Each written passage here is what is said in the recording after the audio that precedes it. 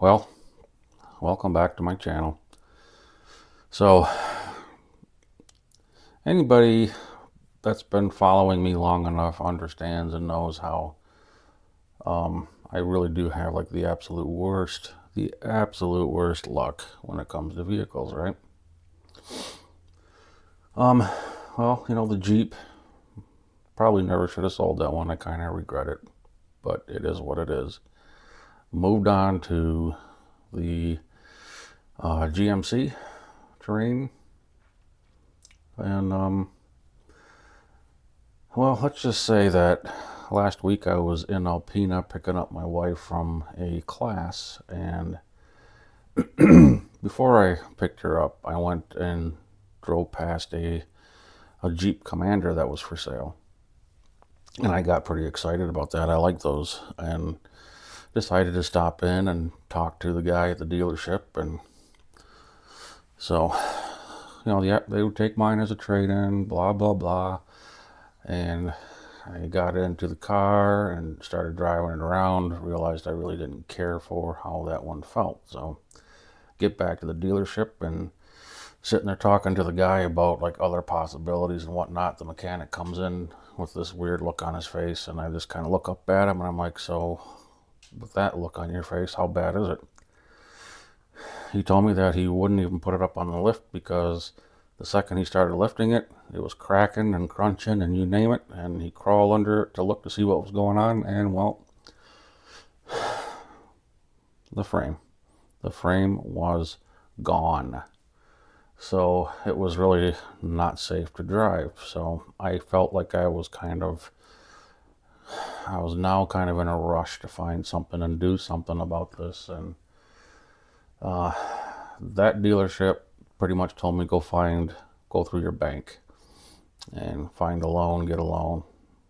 And didn't really care for what that dealership had, and they felt like they were treating me a little weird. And so I went to another one with a somewhat not great reputation around these parts. But anyway, I'm not going to name names. I get there and talking to this guy about one of the vehicles they had out front. Took her for a ride. It felt great. I did notice the vehicle had like a not really a knocking sound, not really a ticking sound from the motor. I don't know how to describe it. It was like a rattle-ish with a clacking sound. And I have a vehicle similar to it that I've had for almost 5 years now, and it has the same kind of sound, just not really amplified and whatever, like that one was. But anything else that they had on the lot was much worse. So I went to my bank, got a loan. They said that there was a warranty on it. So that kind of like, oh, okay, if it's really that bad, they'll take care of it. Got it home, enjoyed the car for a day and a half, and I went out yesterday morning, actually, as a matter of fact, which would make that Thursday morning, to go to work and put the key in, put it forward, and nothing. Not a click, not a tick, not a zap, not a buzz, nothing. And needless to say, I got on the horn with these people, asked him what the warranty actually covered, and he says, what's wrong with the vehicle? Told him what was going on, how I think it started, what I think it could possibly be, and just to kind of backtrack. When I heard that sound and I was at a grocery store here, somebody said that it sounded like that was the flex plate, like it was broken, and that they've had similar sound in a vehicle of theirs before. So I kind of mentioned that to these people at the dealership, and he said, we'll come and get it right away. Where are the keys, all this good stuff. And they dropped off a loaner vehicle for me. And I was like, well, that's fine, whatever, just take care of it. And It's about 10 minutes to the shift ending, and I go to start the vehicle, warm it up because it was getting kind of cold that day, and get in the car. It only has one fan setting, and that's high, so whatever. But after running for 10 minutes, it was cold air. These sons of bitches give me this thing that has no heat this time of year. I don't understand where this one even came from. This one wasn't on the lot. This had to have been like a back lot type thing or something that they do just give out for loaner cars. I don't know. Possibly even a rental, because I saw that on their site too, that they rent cars. So what is going on here? The vehicle I purchased is a 2015 Ford Escape. It's got the little 2.0 liter in it, the EcoBoost. It's all-wheel drive. The thing had power. It was comfortable to drive. It was quiet. No rattles, no nothing except for that noise in the motor. And actually, I don't think it's the motor. I'm more convinced that it's that flex plate in the transmission, because when you got down under the car per se, it was down low. It was not in the motor. And yeah, it still could be something in the bottom end, like the crankcase or something in the motor, but I don't think it is. Apparently, it's a common thing on those cars for the flex plates to crack, and it just makes that weird noise. So once again, guys, my streak continues. I don't know when I'm going to get this car back. I paid a decent amount of money for it, and I don't know. I don't know, guys. I really do have the worst luck in this vehicle that's sitting out in my yard. The one that they gave me, I mean, even the tires were low on it. I mean, they're still low. I thought, well, maybe it's just a low coolant issue. It's got coolant in it, so the thermostat's probably done, or the heater core's plugged, and I am not putting an ounce of my time into this because it's not mine. But I'm going to show you what they gave me to drive around in.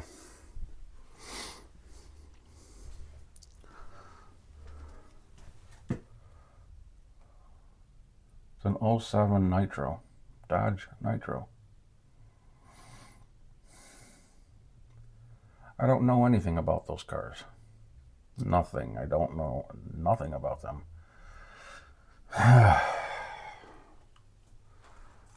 I never even considered a Dodge Nitro.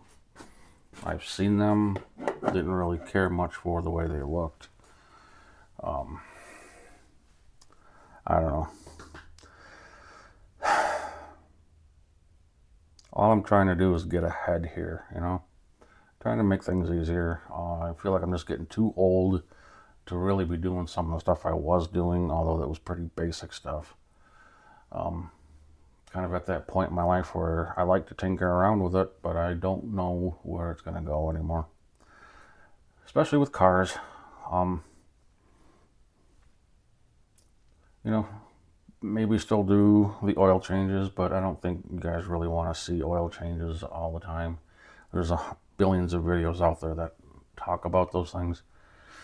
So I think I'm going to kind of switch gears, no pun intended, and start just building things again. You guys probably saw it sitting over there, an unfinished project I started early in last summer, and it just stalled out, never finished it. I think it was starting to focus a lot more on getting my wife home, so that just kind of sits off to the side. It's that outdoor bench. But I started, and I made one little prototype for my wife, a little storage crate. Not very big. It's only like, I think the dimensions are 16 by 12 inches. And I bought a tool to help do the handles, because I'm not like screwing on any handles. I'm just cutting a hole in the side of the wood to pick it up and whatnot. And I bought this.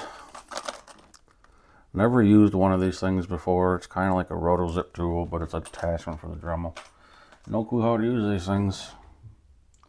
Never did it before, but it's my understanding that they're very loud. So you're going to see me wear some ear protection, because you got to be smart about this kind of crap at my age. My hearing is already pretty shitty. All right, well, enough on that. I just wanted you guys to have a quick update on what's going on, why I haven't posted anything in a week and a half or whatever it was. I'm not sad the GMC is gone. I'm not, sad whatsoever, because the Ecotec motor, that 2.4 liter, just the worst thing that GMC has ever produced as far as the motor goes, and it was really, really giving me headaches. That oil catch can not really doing what it's supposed to do. When I was actually driving this thing to the dealership to start looking at vehicles, it was acting up. It was doing the transmission was slipping, or the motor is like misfiring or some weird thing, and it started this really bad smell of oil burning again. And so no, I don't miss that piece of crap. That was an impulse buy, another impulse buy. But anyway, you guys know that story, kind of, sort of. Yeah, I'll do quick updates as far as like what they know about my car. This is going on to the end of the second day that they had it, and he told me that he would know what's going on with it by this morning. And when I messaged the guy, he said they don't know yet, because there were 2 vehicles ahead of mine. Now, why couldn't they just tell me that? Oh my goodness. So, well, anyway, yeah, I'll do like quick little shorts and just tell you guys what's going on. So anyway, if you have any, comments, put them down there. I don't care if what you guys really say at this point, but make jokes, because I could use a good laugh at how many vehicles I've gone through, and I just don't have the luck for them. So anyway, till the next time, guys, stay safe and do what you got to do,